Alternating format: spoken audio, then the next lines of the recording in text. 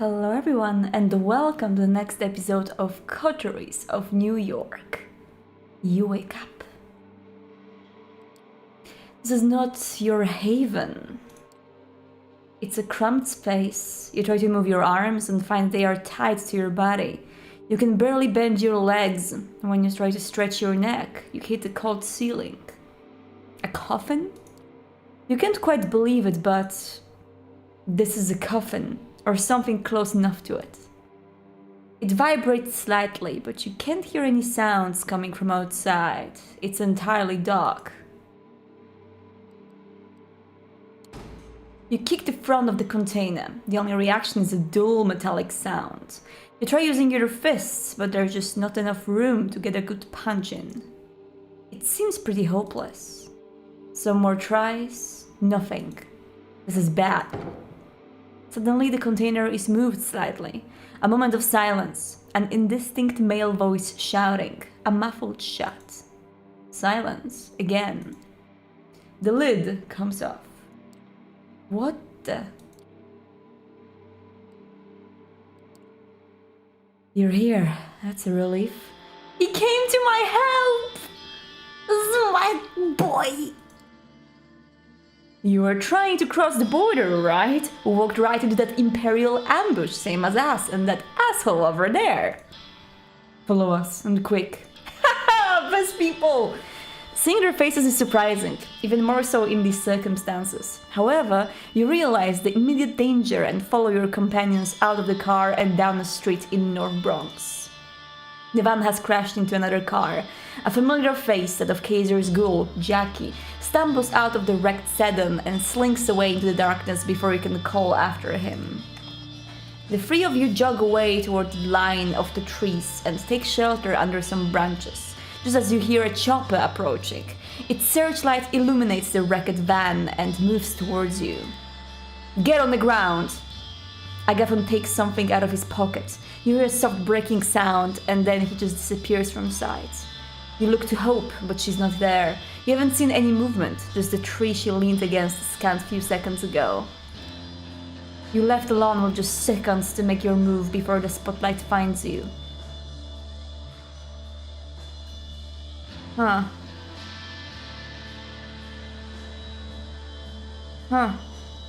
I need the blood, actually, but, celerity. You take off before the light can reach you. In just a single dash, you find a small overground mound beneath an old tree. You realize you didn't have to run that far. The searchlight passes through where you were standing just seconds ago, but doesn't actually reach much further into the park. The helicopter flies on, its searchlight frantically moving through the vicinity as your companions once again appear in your proximity. We have an opening. Let's go before the SI decides they want to do another sweep. Second Inquisition is on to us, and it seems like probably the old boomer vampire is involved. He did that back in the days too, didn't he? And now he does it again. What a guy. Wait, the Second Inquisition? What do they have to do with anything? Hope, care to feel them? You're live up to this point. It's Hope Portrait Frame. You're live up to this point.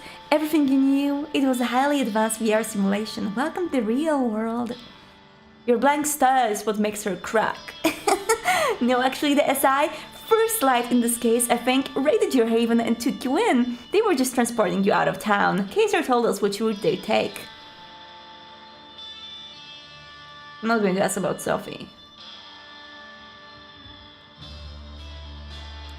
Kaiser organized this whole effort. Why would he do that?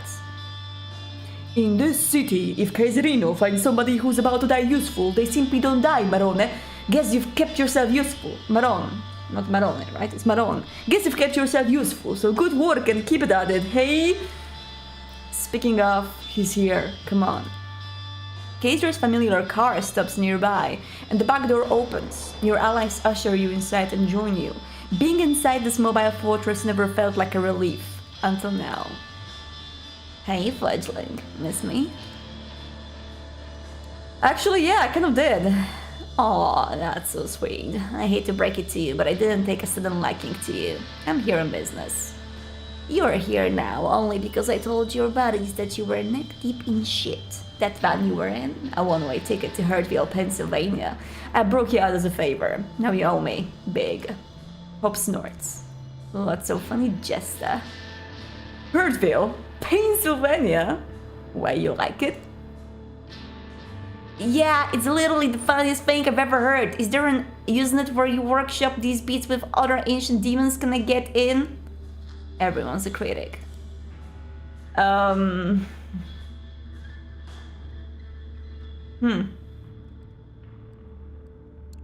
the hell did you know the SI broke into my haven and took me away? Is it a peaceable attempt at an insult, fledgling? I've kept eyes on you ever since that little job you did for me in Nolita. You know, in case I needed you for something else. I had to know your comings and goings. Guess the rumors are true. The old fart is surprisingly good at keeping up with the information flow in the city, despite his age. Probably in the top 3. Gee, thanks, Sugar. To be fair, you're probably in the top 10. He grins with what you assume is a lecherous smile. Hope seems only momentarily insulted by the top 10 remark. I have a good idea why the SI hates you, Lafayette. Not that there are tons of good reasons for it. It might have been one of these, for instance. The screens in Kaiser's car flicker, and each of them now shows a short-looped clip. It's you. Getting into a fight, feeding, using one of your powers. You haven't exactly kept a low profile, fledgling. I get it, you're new to this, you didn't know better, yada yada yada. The fact is, the SI has tons of this stuff. Security camera footage, YouTube videos posted by onlookers, social media posts from victims, you name it. Like I said though, I don't think any one of these to chew in. Sleep-ups happen. The reason I need you walking and talking, Lafayette, is to test a hypothesis of mine. For that, I need you to finish what you were tasked to do. So, first things first, here. I have a suspicion that the person who sent SI on me is actually not Callahan but Sophie. That is my suspicion. He hands you a phone. The number has already been dialed. You hear the tone. Somebody picks up. Sophie. Who is this? It's me, Sophie. Lafayette, are you okay? They're fine and dandy. Kaiser, what are you doing on this line? What do you think? It's my phone your protege is using, so keep it snappy. Operating a secure network ain't cheap. Come on, Lafayette, spit it out. Kaiser saved me from the Second Inquisition, Sophie. I only got out because of him. Why did they add that second part? I didn't want to. Your companions to look at one another dejectedly. SI, that's what I feared. I believe I owe you an apology. I brought this on you in a way. I'm sorry. Ha, no, I've heard everything. Shut up, you scabrous, filthy piece of... I think I've got connection issues. Hold up. Kaiser drops the call remotely. He then waits about half a minute, after which he dials the number again without your input. Sophie picks up again.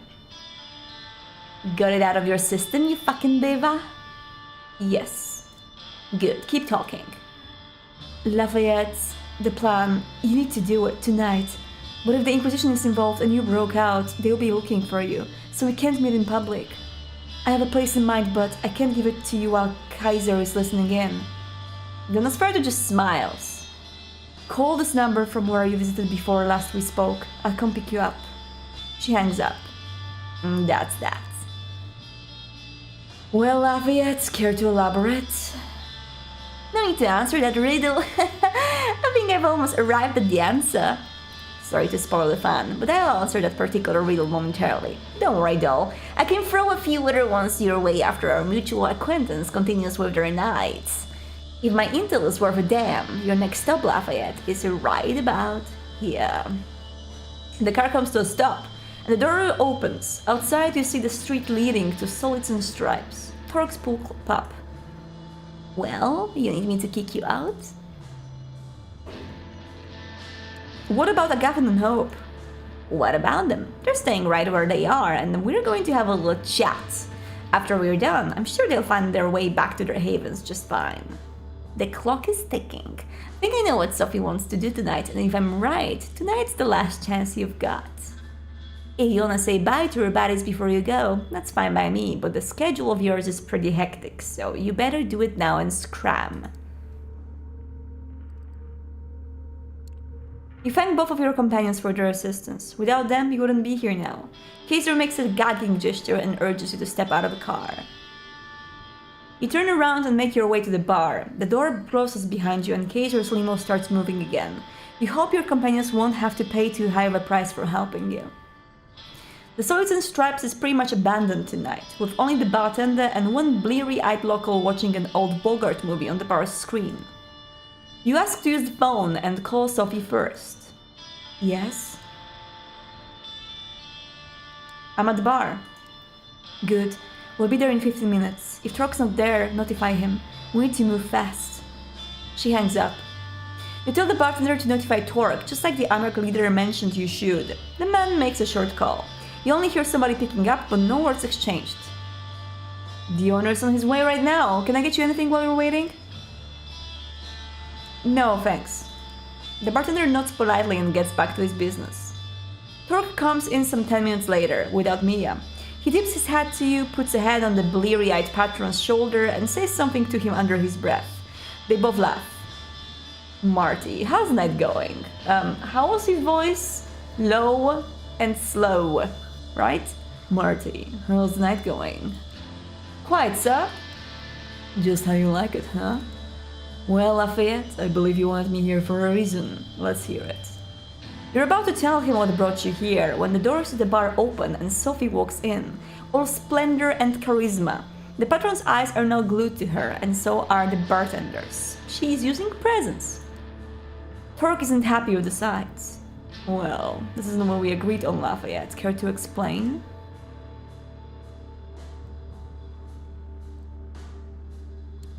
Torque, meet Sophie. Pleasure to make your acquaintance. I believe Lafayette already told you I am here. Not in any detail, and the circumstances of our meeting were supposed to be different. So, Miss Langley, tell me why I shouldn't ask you to leave and kick out your protégé while I'm at it. You will like what I have to say. Yeah, I've heard that line in 100 of times, but 99 of those ended with somebody getting hurt, and that's not something I'm in the mood for tonight. We are wasting time. There is a unique opportunity we should take advantage of, and we only have an hour or so to discuss it before it will be time to act. My driver is waiting outside. Wait a goddamn minute.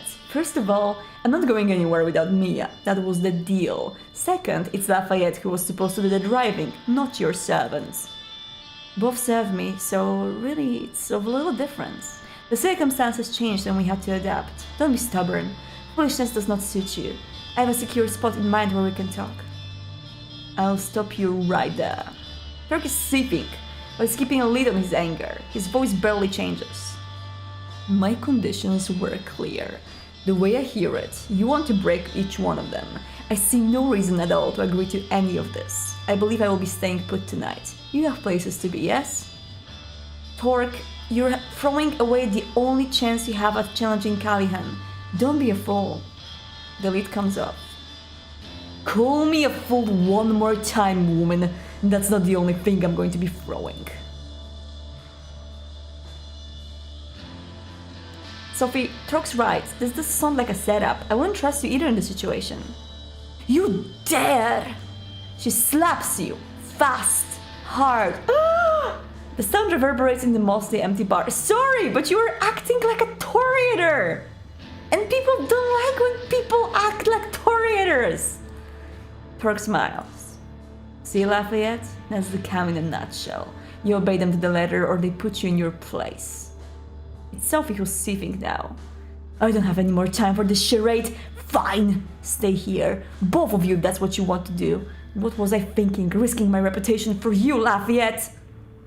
Shots break the front windows, and a flashbang goes off in the room, changing the bar into a space of white light and ringing noise. You feel somebody tugging at your back, and are thrown behind the bar. More shots ring out, bottles break, the TV shatters into pieces, the wooden bar splinters. Your sight comes back, but you think you've gone deaf, because suddenly the room is silent. You see Torque beside you and Marty the bartender bleeding out on the floor. You look over the bar. Sophie's standing there, her dress partially tattered, a visible hole in her leg. She's like the heart of a supernova. Entrancing, unavoidable, beautiful and terrifying. She's using Majesty, I believe, which is the max power of presence. The only one I believe that you can use in combat. In front of her are 8 operatives, looking like a private military force, just standing there, paralyzed by Sophie's magnificence. Torque, you still there? Yep. Would you kindly show your guests some hospitality? Sure thing.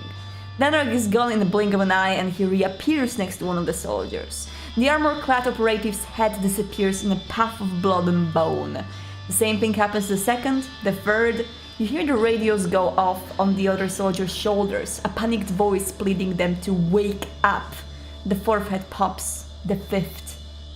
They finally realize what's happening, but it's too late.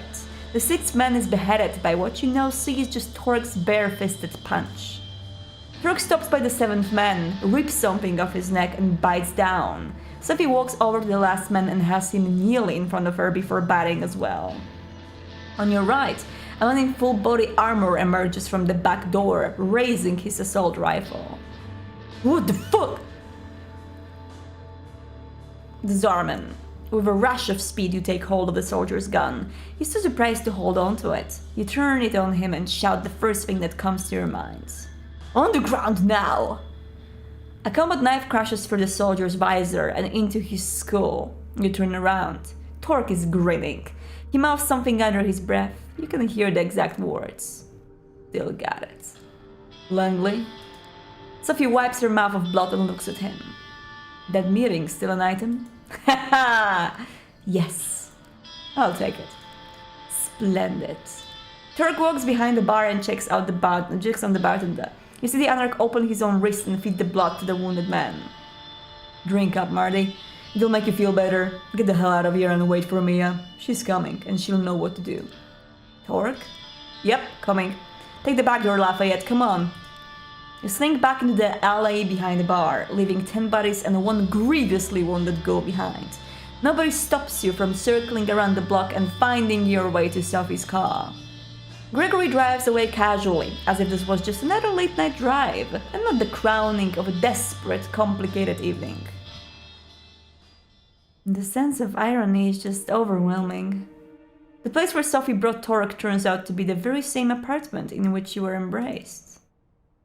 The way she explains it, the vampire who owned it left the city a few years ago and gave away spare keys to a few trusted compatriots. It's been used sporadically since. Fancy.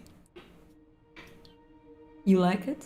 It always felt too modern for my tastes, but what's important is that it's secure. As long as nobody followed all your car here, or the fledgling, trouble follows this one wherever they go. Even if that's the case, we have very little time to conduct our business here anyway, and we'll be leaving soon, I hope. So let's begin. This better be worth all the trouble. Dealing with Kaiser and with Mia getting picked up by... I assure you, it will. You realize that if you finish that sentence, Torque would probably tear you a new one. Literally, most likely. I have it on good authority that Boss Callahan is bloodbound to Prince Panhard. What? Torque sucks air in loudly, the same way as I did, like. That's an accusation and half there, Langley. Got proof? No, but we're just a boat ride away from getting it. What is this supposed to mean? Lafayette, the address they procured from Kaiser was the meeting spot for Panhards and the Baron's regular sharing of blood. And other bodily fluids, if the rumors are true. Uh-oh! Really? They're into that? Come on, they don't seem to be high humanity enough. Wait, Kaiser knew about this? Is there anything that insufferable clump of dead skin doesn't know in the city? He knows things, but only shares them if you pay. Neither the prince nor Callahan can touch him. He's too useful.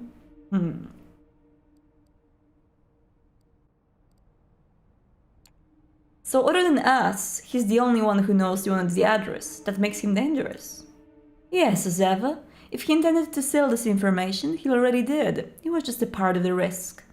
I don't like that he's involved, but then again, I've been in the city long enough to know he's usually involved in some way. What was the address he gave you? They meet regularly on Ellis Islands. In fact, their next scheduled meeting starts in just around half an hour. Oh damn. I'm guessing you wanna crash the meeting. Why?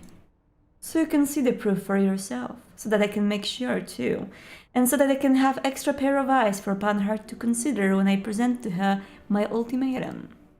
The prince must abandon her seat and leave New York City. She can go wherever she pleases, but if she stays, the entire court will know, and the next prince might not look favorably on her past. Dealing with anarchs, especially so closely, is a punishable offense in the Camarilla, as I'm sure you've heard. But Sophie, if you want to be a prince instead of Panhard, you are already dealing with anarchs in the same way. It's the same. So I did. Turk strokes his beard and looks intently at Sophie. What exactly are you trying to accomplish here? Say you remove Panhard, and I even remove Callahan, then what? Torque, did you ever wonder why Callahan is keeping you in check? Because I wondered why the prince condemns anarchs during her visits to Elysium, but doesn't allow the Ivory Tower to challenge you. She or they have engineered the status quo not for the good of their sects, but for private gain. They keep us all in line because it lets them hold on to power that much longer. And your goal is what? Make this Cold War turn hot? Not a great plan. You chemists will get your butts kicked out of New York City in no time. If you anarchs manage to organize, which I doubt you will, at any rate, it's a risk I'm willing to take. I don't stand alone in this. The entire operation has been years in the making. Torque, I am offering you a chance to square things with Callahan and level the playing field. If we get rid of these two, we can start on equal footing at the next stage of this dance macabre. Wait, isn't this copying the same to the score you're hoping to break? Just another Camarilla Anarch agreement to replace the current one? Well, for one, I don't expect to sleep with Torque to seal the deal.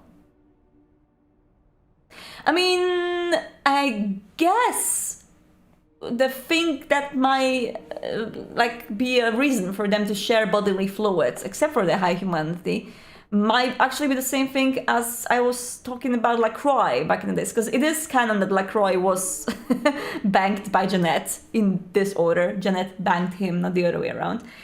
Because, as I said before, when I was analyzing it in another video, it was because psychologically he might have felt the need to be dominated. And in this case, Callahan seems to be this guy who wants to feel the power over others in that maybe very carnal way as well. So that's why he demanded from Panhard to literally subject to himself in a sexual way, even though he doesn't have any bodily pleasure from that, just because he just wants to feel that power. He seems like the kind of a guy that would, be psychologically inclined to do this kind of a sick stuff. So yeah, I guess that explains it, why the low humanity vampires are banging. Fair enough. Also, if I understand your intention, this is just an alliance for convenience. A ceasefire for a common benefit, not a lasting peace treaty. Did I get that right? Exactly. So you see, Lafayette, it's nothing like the current arrangement. It's quite the opposite, wiping the slate clean. After all those years spending Callahan's shadow and taking part in all the kindred dick measuring contests, I should expect a ruse. Some ploy to kill me in an out-of-the-way place. That's our inherent paranoia talking. My gut tells me it's time to get this show started. I do hope you have a boat nearby, Langley. Sophie smiles mischievously. Of course I do. It's waiting for us by the pier. Lead the way then. Moonlight's burning. The three of you leave the apartment and walk toward the pier. Nobody seems to be following you. You get on a small patrol boat and double time it through the Hudson's cold, dark waters. Out of all the places in New York City where the prince and the baron could meet, and it's Ellis Islands, a landmark with a dark past, a museum on one hand, a dilapidated piece of history on the other. You leave the boat and make your way to the southern part of the island, paying no heed to the renovated tourist attractions on the northern side. You expected some resistance, a night guard, a helicopter flying overhead, or maybe an NYPD patrol boat. Nothing. The island seems completely deserted. It's clear this sets Sophie on edge. She's moving as quietly and subtly as ever, but you can see that she's eager to reach the particular house her intel pointed out. Torque is following suit, grimly determined, flashing his piercing gaze all over, still clearly uncertain that this isn't some kind of con. Finally, you see it, a light coming from a window in one of the buildings at the edge of the island. The three of you slowly creep closer to the building and take a look inside the window. There it is, Callahan kneeling in front of the prince, sucking on Panhardt's wrists, both fully clothed. A small blessing. When it started with Callahan kneeling in front of the prince, I started to have thoughts, but that's good. Turk makes his move, and before Sophie can stop him, he busts through the building's doors. It all happens very quickly. Torque grabs Callahan by the shoulders and throws him through the still open door. Callahan hits the ground hard. Torque appears on top of him and starts punching. "You fucker! You piece of shit!" "Stop!" The prince's voice takes hold for just long enough to make Torque relent, which the Baron uses to the fullest. He shoves Torque off of himself and tries bite down. "Prince, call off your lapdog." "Langley, what is the meaning of this?" The two anarchs break apart, both wounded, but neither is quite done yet. They look at one another with pure hatred. "Kill the bitch, Lynn, but leave the fledgling to me. Right after I deal with this shit stain, I'm gonna..." A shrill, unpleasant laugh fills the air. You know who it belongs to. So entertaining, truly. It feels almost a shame to break up this spectacle, but alas. Thomas? Who the fuck is this joker? "Oh yes, I don't think we met, though I did hear a lot about you, Mr. Torque. My name is Thomas Arturo, and I..." Callahan uses this moment of uncertainty to strike. He's still too slow for Torque, who throws the boss into the lawn where the two exchange blows once again. "Helen, if you'd be so kind to ask your friend to do not hurt our guests too much." "Callahan, don't kill him!" This time Callahan comes out on top and grabs Torque in an iron hold. Your companion struggles, but can't quite break away. "I will not be denied, Helen! Not this time! You will do as I command!" And she will do as I command her, Douglas, old boy. What? Like I was saying before, I was so rudely interrupted. I feel like I need to break up this little spectacle. It's been going on for much too long. You think you're smart, Langley. You and your clique figured out that there was something fishy going on all on your own. But you were always working with just a piece of the puzzle. Wasn't she, Lafayette? Sophie looks to you, shocked and disappointed. What am I talking about, you ask? You fledgling, you don't know. How could you? Oh, only I knew. And your sire, of course. They're the one who agreed to embrace you, after some negotiations. You hear a scream and a curse. It's Callahan, whose arms has been nearly ripped off his body. Turk breaks out of the Baron's grasp, but doesn't continue the attack. Instead, he's at the edge of the water in the blink of an eye and disappears into Hudson. The only trace left of him is his fedora. Leave him. Why can't you just trust the actors to play their roles? No matter. A problem for another night? He'll reach his allies. He'll tell everyone of this. Let him, and why not? Nobody will believe him. Besides, his nights are numbered now that he's in the SI sides. Sophie looks at you. How could you, Lafayette? I saved you. Arturo suddenly appears next to her and slaps her in the face. What? Did you hear anything I said, Langley? Nothing?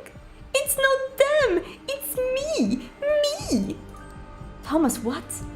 No, shut up! I'm talking now. You've played this game all wrong. You're playing on one board, but you're just a pawn on another, bigger board, see?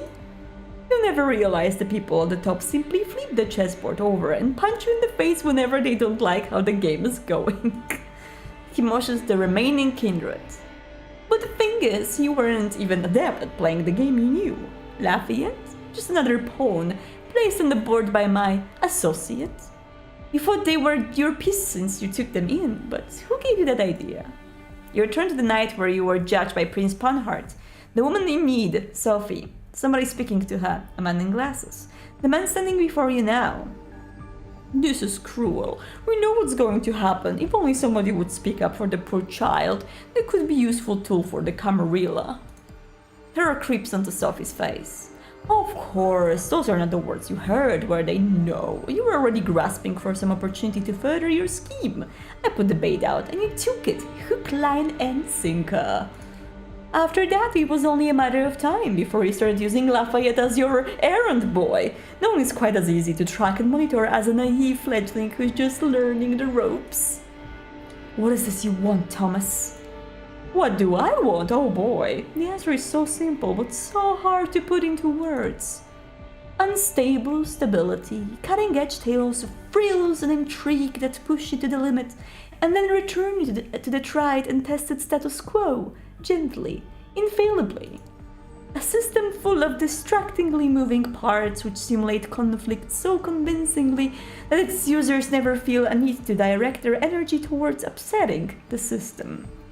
Achieving the eternal fruit that is possible, building a city that's like a ship of Theseus, constantly changing its parts yet always maintaining the same purpose, serving the same goal at all times.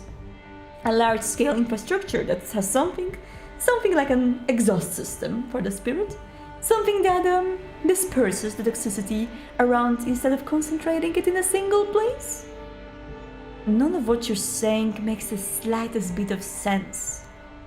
Arturo is momentarily stopped in his tracks. He stares into the sky for a few seconds before a sad grin appears on his face. Spoken like someone who's never really had what it takes to make it in the big leagues.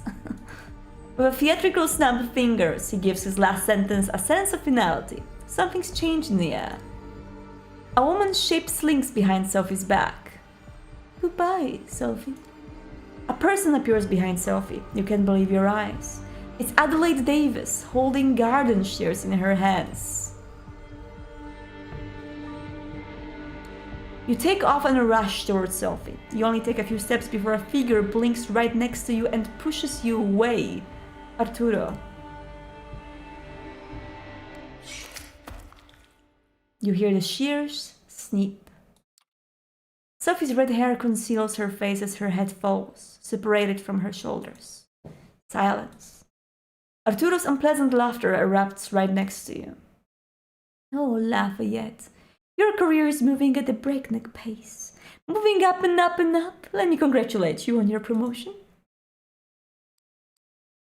What do you want from me? I was about to get to that. Helene, feel free to leave us and take the Baron with you. Thomas, I don't think you should. Shush, you're just being jealous. Adelaide, escort the prince and dear old Douglas, please. Sure thing, darling. You're left alone next to Sophie's body. You try not to look, but it's hard to ignore her lithe frame decomposing in front of your eyes. Her red dress is like a cloth thrown over a mummified corpse. Congratulations, you've won this little game. You set out on a suicide mission and successfully brought down the power-hungry wannabe tyrant, even if it probably wasn't the way you imagined it. Now you're free to enjoy paradise again. Life after death, immortality, eternal youth. What they don't tell you is, of course, living in paradise is inherently sinful when not everyone can partake. But you have time to learn how to live with sin, don't you? He takes a melancholic look at the city skyline surrounding him, the Statue of Liberty and the lights of Manhattan shimmering in the distance. You know, New York taught me to believe in fate. My own life began right here, and it began with utter despair. My first instinct was to drown myself in books and keep reading and reading and reading until literature gave me the piece of wisdom I needed to go on. Personally, I find reading a silly hobby in retrospect. I always had this minuscule hope that the next sentence I'd read could only bring me salvation, but it never did. It only gave me fuel for this elevated, righteous, intellectual suffering. But the more I read, the easier it was for me to boil every paragraph down to a power relationship. The characters' influence over each other, the writer trying to impress the reader, etc. The strings everyone pulls started to look like strands that weave into the fabric of fate. And once I saw its beauty, I got teary-eyed. My architect instincts kicked into overdrive. I didn't have to submit to fate. All I had to do was cooperate with it and wait for my time to shine, give it my input wherever I need it until it trusted me to do more. Thomas steps over of what's left of Sophie, wiping his glasses with an elegant cloth from his pocket. And it did. Fate let me look after this city. With my architect's tools, I started quietly shaping the streets and corridors, while Kaiser and his ilk shaped the information flow. And among many tools this process gave me, one of them was a way to reliably come up with useful agents, like you. The methods I used were crude at times, but the root was there. All you had to do was follow it. Some people write rulebook passages, the others plan city arteries. In the end, the effect is the same. Someone always follows. He puts on the glasses and gives you a long, hard look. I have grown fond of you. You've done so well. Even when that idiot Callahan tipped off the Inquisition, you still escaped. I like that kind of resourcefulness. I could use that kind of resourcefulness. He uncovers his wrist. So take my blood, just enough so we can start off on the right foot, as a sign of good faith. A sign that you're ready to play in the big leagues, ready to behold the sights I've prepared for you. What do you say, Lafayette? Ah! Alright.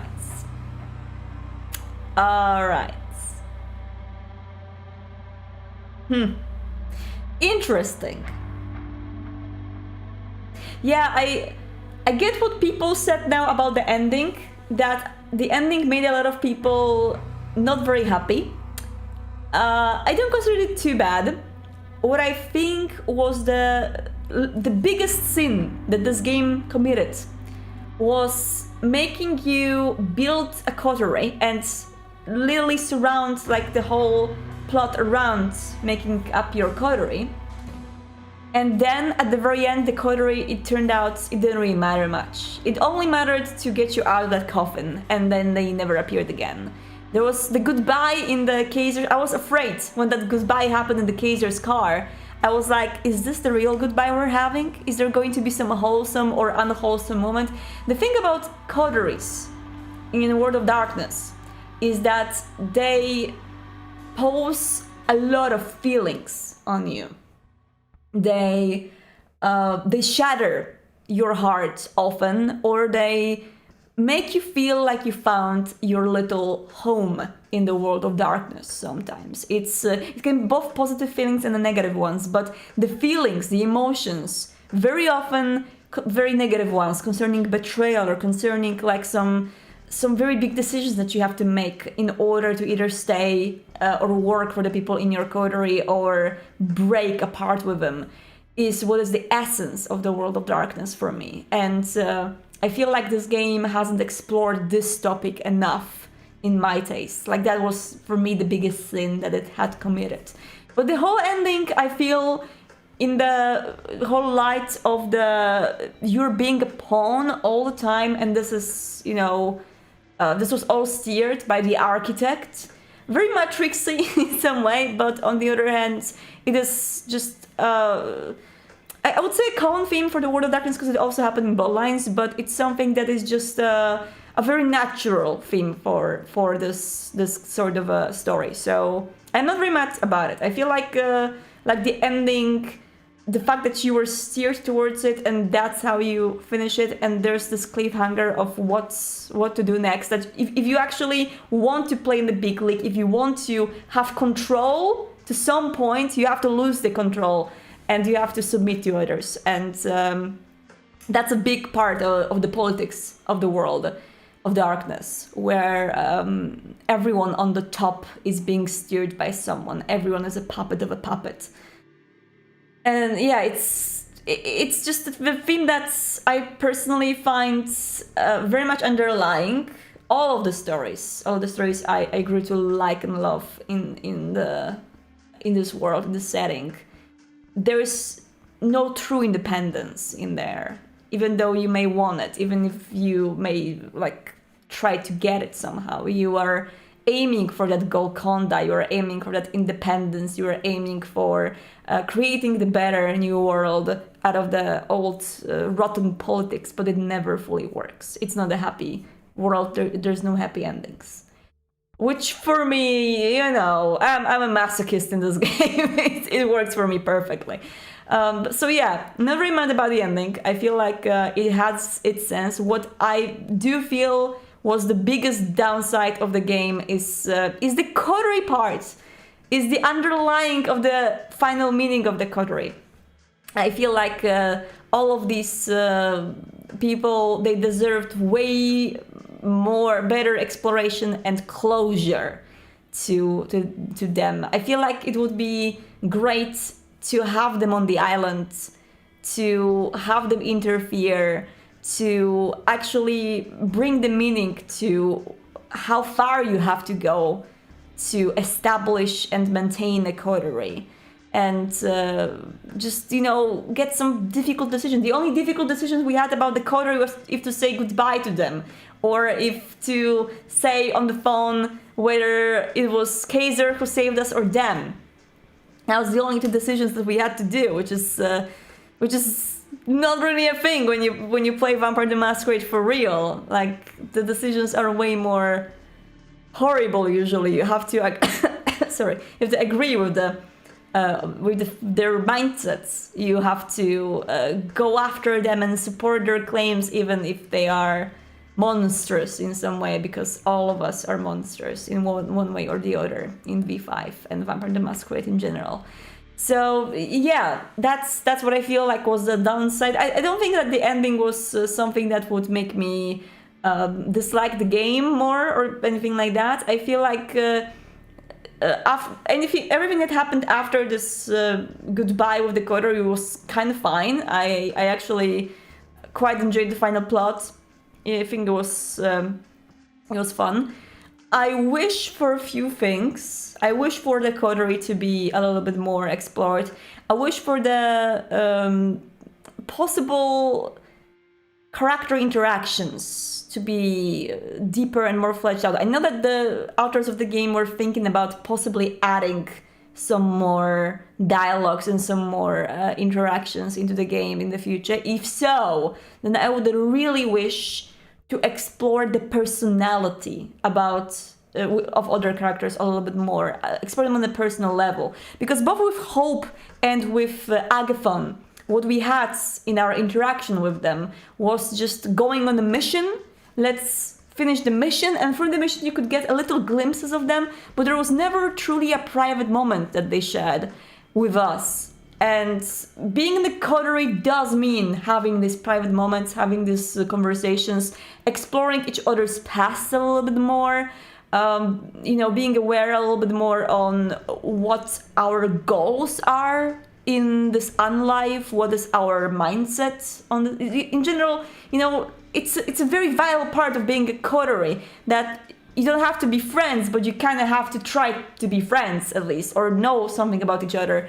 More than just, let's go and diablerize some vampire together or something. It has to be deeper than that. So this, and then there were a lot of very interesting NPCs that I wish could be explored deeper. I think Sophie was one of them, and Kadir, of course. I was talking about it before, but Sophie also seems to be this, she's the cover girl. She's such an interesting character when you see, her goals here and there and how she operates. And she's truly this evil Toreador that tries to puppet others to further her own goals. But there was this one moment when she was staying by the window and there was this beautiful artwork. She was looking outside and she was saying something about the city and about the beauty of the city. More moments like this. Like, it doesn't have to be big. It doesn't have to be written in thousands of words. It can be little, but meaningful. And moments like these would really make these relationships shine. And I feel like that's what I would want more from this game. More relationships. Not in the romantic sense per se. I don't need romances. I know I'm saying this now. Of course, romances are great. I don't need like any sort of artificially created close connection between the character and the others, because that wouldn't happen in So Little Nights. but I just want to explore them more because they are interesting, they are enticing, and I feel like I only scratched the surface. We've played this game for a while, and it's been a pleasant journey through the surface. It was just the surface, I feel like we scratched it and we flew on. So that would be my view on Coteries of New York. I feel like it was fun. I had fun with this game. These are the things that I would hope to see a little bit more explored in the future, and I would love to play this game again as a different clan and a different non-Lafayette when the game gets a little bit more content, because I'm very much eager to see if they can actually add something more. Thank you so much, guys, for joining me for this Let's Play. I'm going back to Disco Elysium after this, so if you were waiting for my wonderful detective cop person, drunkard baby baby cop journeys, then we are going to do that next. I love Disco Elysium. It's been an absolute treat so far. So we're going to do that next. And yeah, that was Coteries of New York. Thank you so much, guys, for joining me. Don't get lost in the night, and see you later.